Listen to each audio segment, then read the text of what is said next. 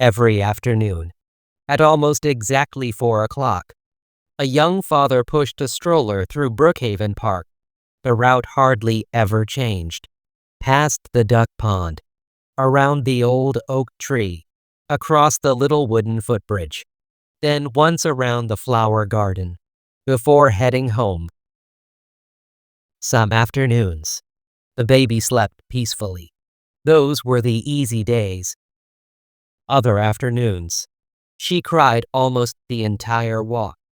Those were the days Owen Mercer noticed every other parent. He noticed fathers whose babies slept soundly, mothers who seemed completely relaxed, grandparents who looked as though they had known exactly what to do for decades. He wondered how everyone else appeared so confident. Only Owen seemed to check every few minutes. Was Rosie too warm? Too cold? Too hungry? Too tired? Was the blanket too thick? Too thin? Had he forgotten something? Was he doing enough? Nobody had ever told him that becoming a father also meant becoming an expert at questioning yourself. Rosie, of course, had no such concerns. She was 8 months old. Sometimes she laughed. Sometimes she cried.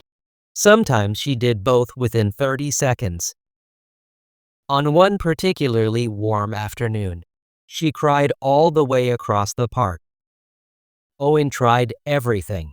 He gently rocked the stroller. He sang, rather badly.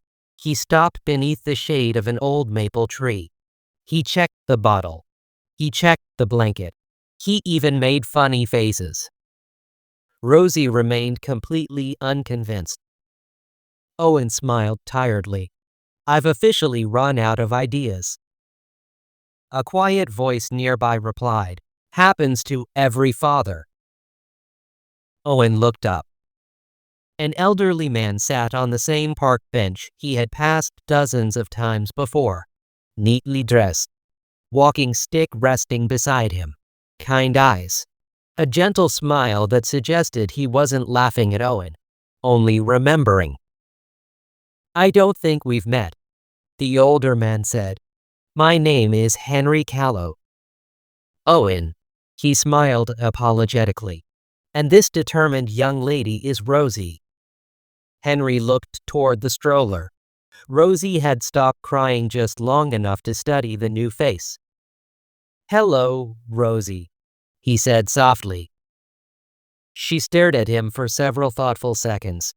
Then, quite unexpectedly, she smiled. Henry smiled too.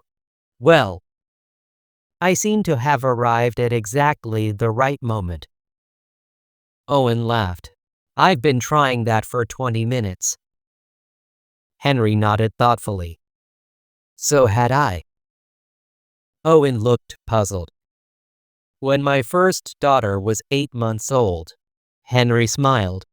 I simply finished 20 minutes earlier. Both men laughed. Rosie joined them with a delighted little squeal. For a moment, the park became wonderfully quiet. Not because Rosie had fallen asleep, because Owen had stopped worrying. Henry looked across the pond, then quietly said, You know, I thought every cry meant I'd failed. Owen looked at him. Henry smiled. It usually meant she was a baby. Neither man spoke for a few moments. The breeze gently moved the leaves above them. Children laughed somewhere near the playground. A duck landed on the pond with an awkward splash. Then, for the first time that afternoon, Owen leaned back against the bench. Not because all the answers had suddenly appeared, but because one unnecessary worry had quietly disappeared. The next afternoon, Owen returned to Brookhaven Park, almost exactly at 4 o'clock. Almost exactly as before. Rosie in the stroller. A small diaper bag over one shoulder. A bottle tucked into one side pocket. A favorite stuffed rabbit that somehow managed to disappear at least twice every walk. As they reached the old maple tree, Henry was already sitting on his usual bench.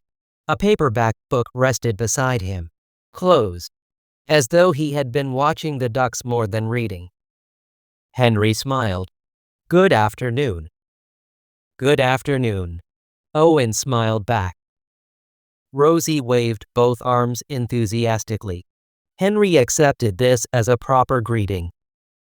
"Good afternoon to you too." Owen laughed. "I think you've made a friend." Henry looked at Rosie. "I certainly hope so." For a few moments, they watched the ducks. Children chased one another across the grass. Somebody threw a frisbee. The fountain splashed quietly in the afternoon sun. Finally, Owen asked, "Do you come here every day?" Henry nodded. "Most days." "You like watching the ducks?" Henry smiled. "They're pleasant." A small pause. "But I mostly come for the families." Owen looked surprised. Henry continued, "My wife and I used to bring our children here." He smiled toward the playground. "Then our grandchildren." A gentle silence. "Now," he said, "I enjoy watching someone else's turn." Owen followed his gaze. A little girl proudly pushed her younger brother on a swing. Nearby, a grandfather patiently taught his grandson how to fly a kite. "It changes every year," Henry said quietly.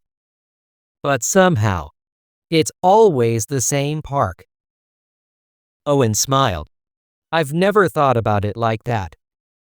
Henry nodded. "You will." There was no lecture, no lesson, simply two neighbors, sharing a bench. The following afternoon, Rosie slept almost the entire walk.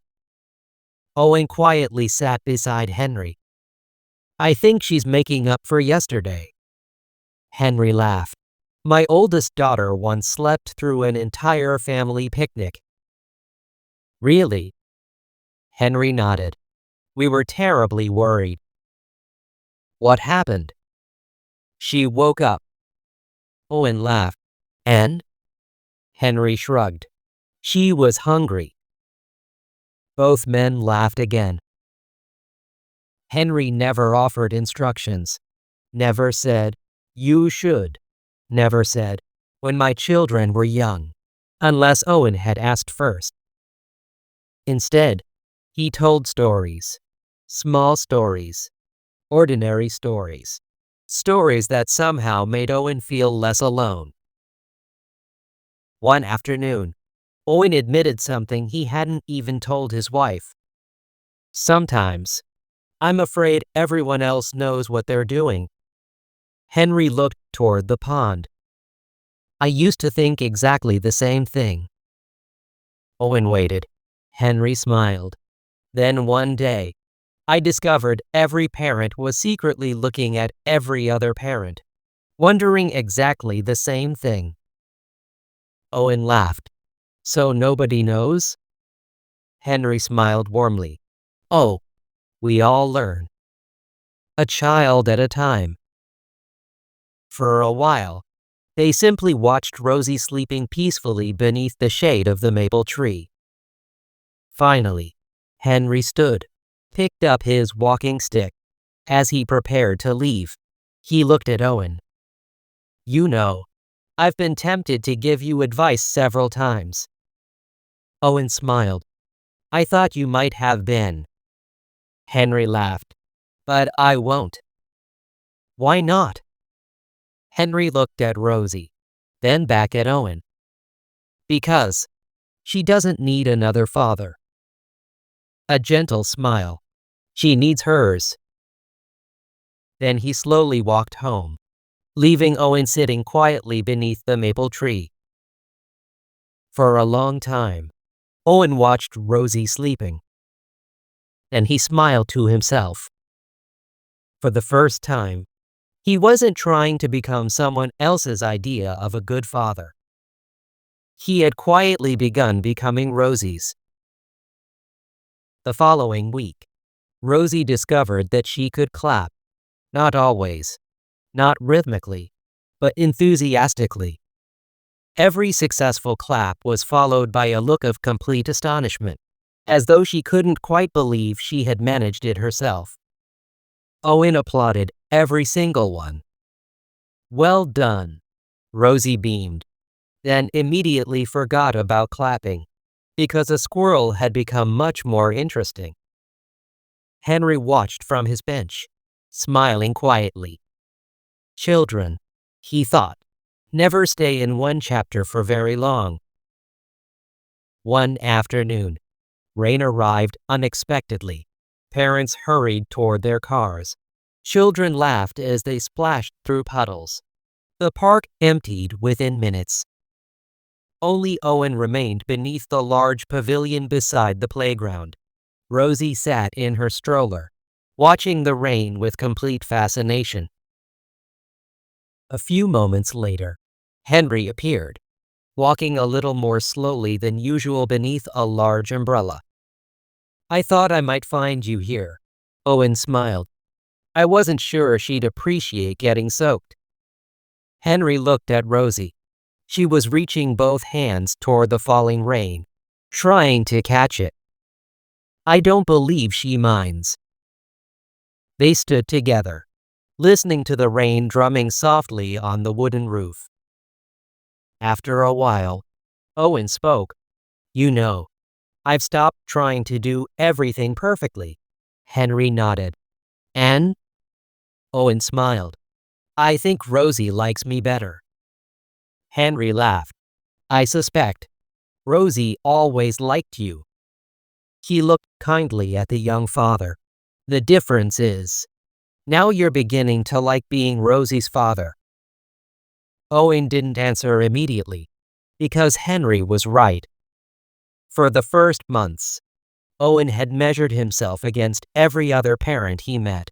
Every quiet baby, every confident father, every relaxed mother. He had constantly wondered whether he was doing enough. Now, for the first time, he realized something. Rosie had never been comparing him to anyone. She had never wanted a perfect father. She had only ever wanted her. The following afternoon, another young father entered the park. His son was about Rosie's age. The little boy cried loudly. His father looked tired, embarrassed, uncertain. Owen noticed him immediately. He smiled to himself. A week earlier, he had looked exactly the same. The young father paused nearby, trying to calm his son. Nothing seemed to work. Owen almost stood up. Then he smiled and sat back down. Henry noticed. "You nearly went over." Owen laughed. "I did." Henry smiled. "What stopped you?" Owen looked toward the young father. "I remembered something." "What was that?" Owen smiled. "You told me I'd find my own way." Henry nodded gently. "I did." Owen looked at the young father once more. "I think he deserves the chance to find his own way too." Henry smiled. For several moments, neither man spoke. Then the baby suddenly stopped crying. His father looked around in complete surprise. 3 years later, Rosie is nearly 4, old enough to run, old enough to laugh, old enough to insist on taking the long way around the duck pond. Henry is walking a little more slowly now. His walking stick taps gently along the path. He still sits on the same bench. Rosie runs toward him. "Mr. Callow." She throws her arms around him. He laughs. "I believe you've grown again." "I have," she says very seriously. "I noticed." That tiny exchange already tells us they have become family, not by blood, by afternoons. Then, exactly as before, Another young father appears. A baby crying. A stroller. An expression Owen knows by heart. Henry quietly notices Owen looking. He says nothing. Owen stands. Walks over. Sits beside the young father. For a moment. He says nothing either. Just as Henry once did. Finally, he smiles. Long afternoon? The young father laughs tiredly. You can tell? Owen nods. I remember them. A little silence. Then, may I tell you something? The young father nods hopefully. Owen smiles. I'm not going to tell you what to do. The young father looks surprised. I just wanted you to know. You're probably doing better than you think. The young father looks down at his baby, then quietly asks, How did you know I needed to hear that? Owen smiles, looks toward Henry, who is pretending not to listen. I have a very good neighbor. Henry never turns around. He simply smiles to himself. Rosie slips her small hand into Henry's. The four of them continue walking slowly around the pond. One old man, one father, one little girl, one very tired young father pushing a stroller. The people who change our lives are not always the ones who tell us what to do. Sometimes, they simply help us believe that we were already becoming exactly who we needed to be.